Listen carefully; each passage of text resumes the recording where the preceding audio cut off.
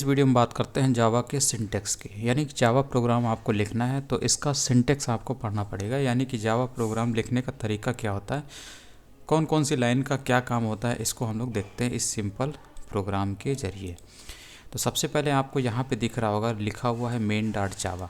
तो ये जो फाइल है, ये जो कोड लिखा हुआ है, इसकी जो फाइल है उस फाइल का नाम आपको यहाँ पे दिख रहा है main.java। यानी कि इसमें क्या चीज़ है, पहली बात तो ये है जो जावा जो फाइल होती है इसको जब आप सेव करते हैं तो आपको .java एक्सटेंशन से उसे सेव करना है।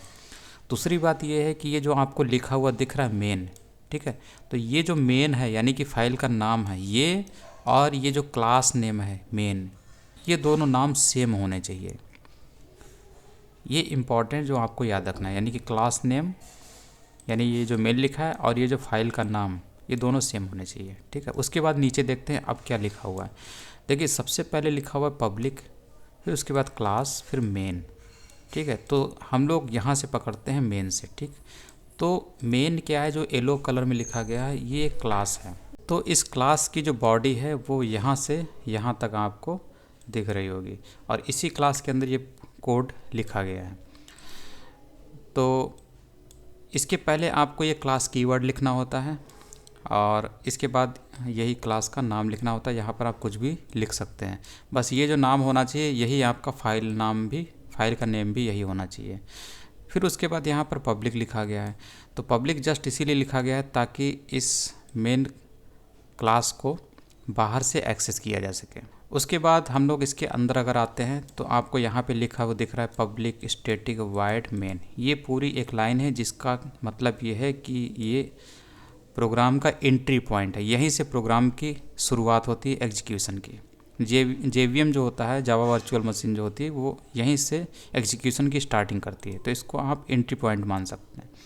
अब इसमें आपको जो मेन दिख रहा है वो ये है कि ये मेन नाम का मेथड है। देखिए ये अलग है और ये अलग है, क्योंकि जावा जो होती है केस सेंसिटिव होती है, ठीक। तो यहाँ पर ये अलग चीज़ है और ये अलग चीज़ है। भले ही आपको लेटर सेम दिख रहे हैं, लेकिन ये क्लास है और ये एक मेथड है।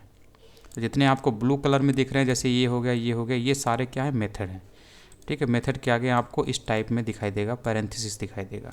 तो इस मेन मेथड की ये पैरेंथेसिस जो होता है, इसके अंदर आप यहाँ पर आप पैरामीटर लिखते हैं, ठीक है, जो कि वैल्यू रिसीव करने के लिए होता है। तो ये स्ट्रिंग टाइप का एरे है जो कि स्ट्रिंग वैल्यू को रिसीव करेगा।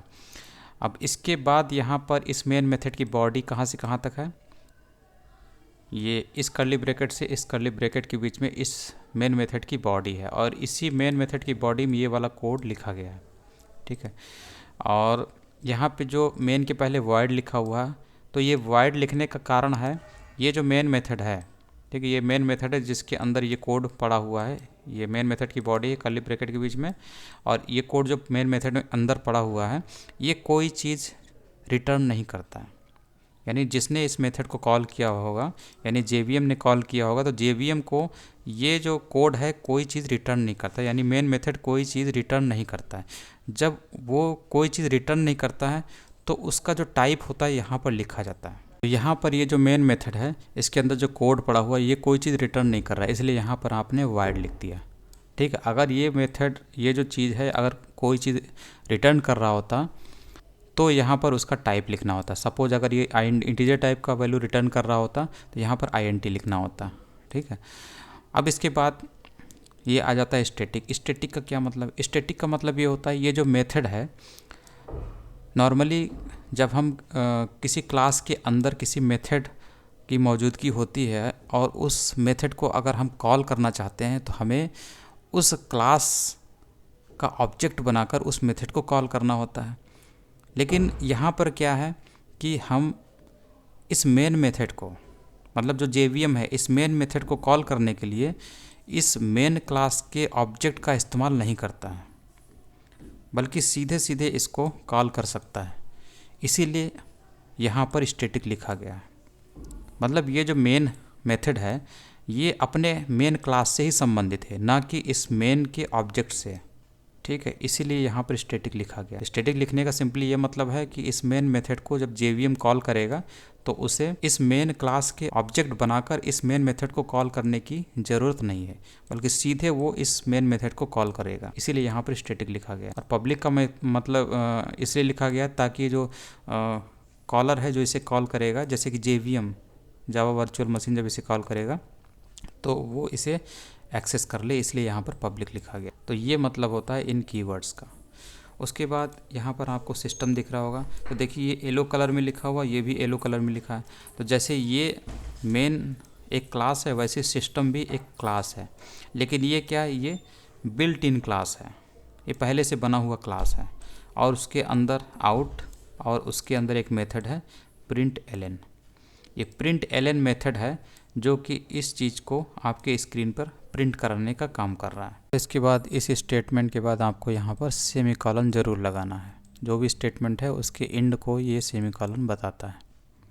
तो इस तरीके से आप इसको देख सकते हैं। जैसे अगर हम लोग इसको देखें तो देखिए यहाँ पर ये चीज़ है, ठीक है। तो ये चीज़ यहाँ पे println के बाद पैरेंथेसिस में कोई भी चीज़ आप स्ट्रिंग के रूप में लिखेंगे तो यहाँ पर आके प्रिंट हो जाएगी। तो इसके बाद यहाँ पर कुछ चीज़ें दी हुई हैं, जैसे कि जितनी भी लाइन ऑफ कोड आप लिखते हैं, जितनी भी कोड लाइनें लिखते हैं, सारे आपको किसी क्लास के अंदर ही लिखनी है।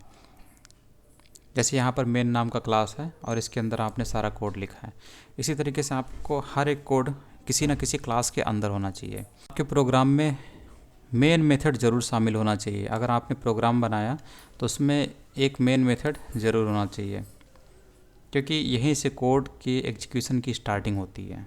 तो यही चीज़ लिखी हुई, every programme must contain the main method.